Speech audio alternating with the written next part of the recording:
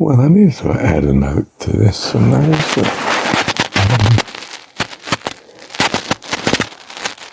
that earlier in the day, I had happened to be at the lake, listening to recordings and so on, and realised that some of the church were gathering. The pastor and other key people. And it included at the picnic table, not far ahead of me, where I was parked. And so I joined them, and then I realised I was joining with someone who I've had great difficulties with in the past. And it has been put right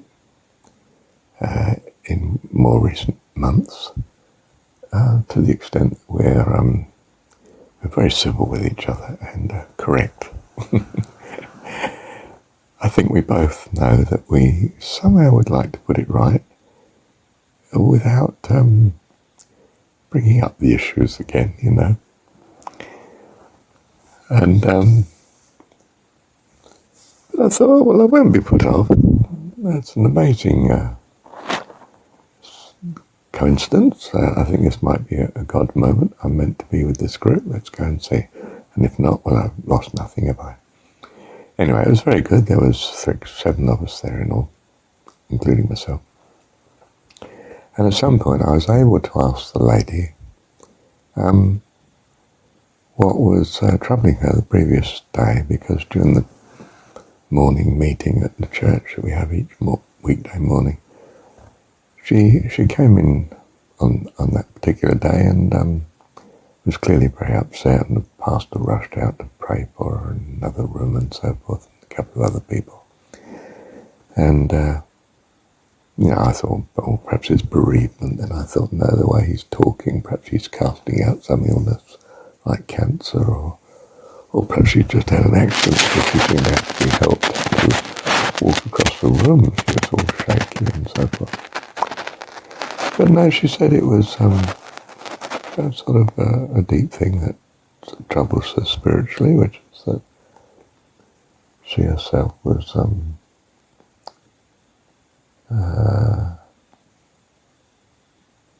born after her mum had a previous baby that had died. I'm not sure whether it was in the womb or afterwards, but I think actually in the womb. And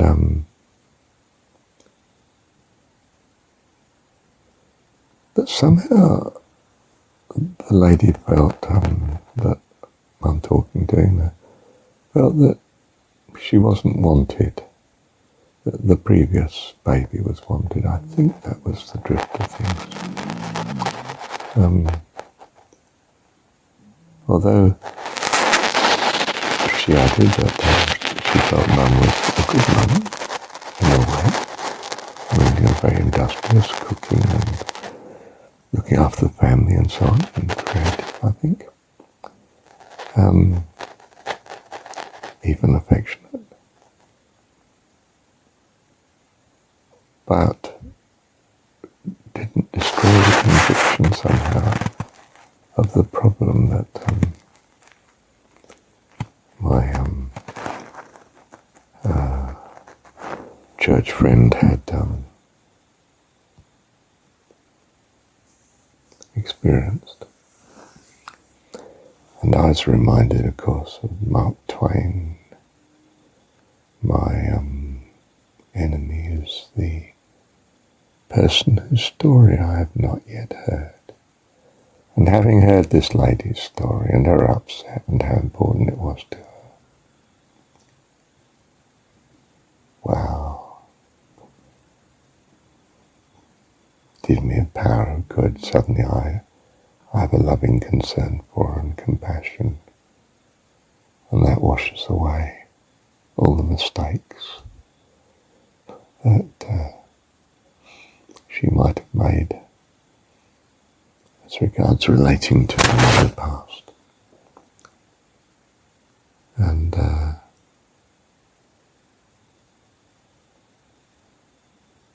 so important to remember, isn't it, that, well,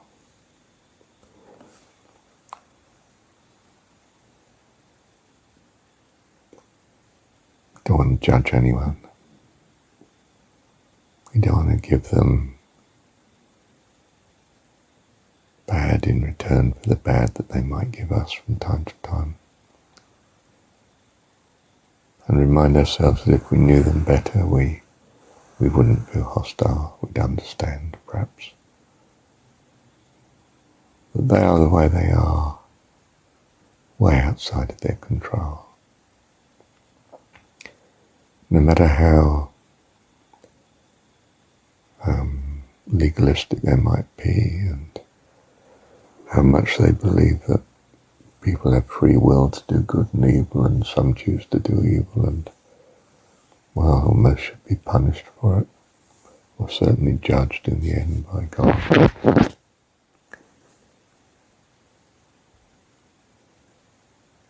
Well, who made me a judge over you, says Jesus, by which he means, I think, to disown completely such a role.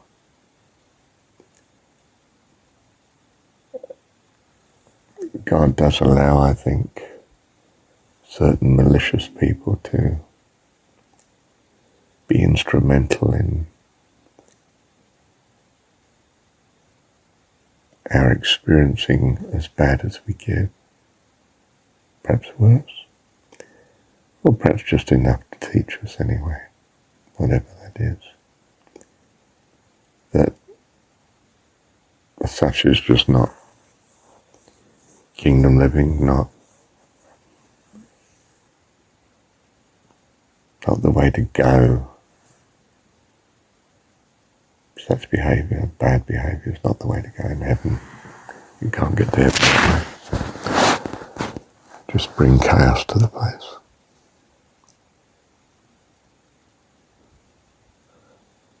So, I've worked out why I missed recording this particular piece on the previous recording.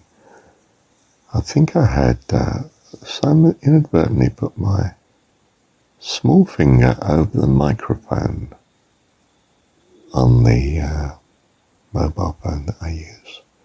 Couldn't understand why this particular part, which I had put into towards the end, after about 24 minutes of the previous recording, something of this sort that I've just recorded here should have been there.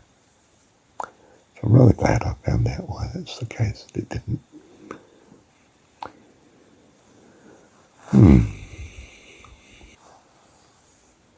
So it was a marvellous day. Felt God teaching me and helping me, revealing to me, blessing me.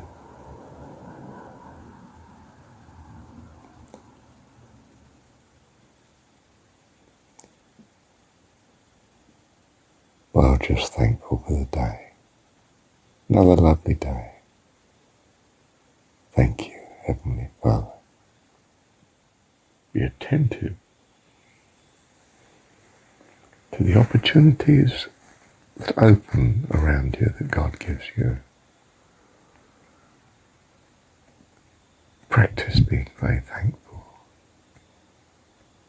Do practice that. It's the simplest and really the most magnificent key to life eternal, is to cultivate your own gratitude to God. Well, to all people really. But, and remind yourself when you make mistakes. Of course you make mistakes. You're a child. That's all right.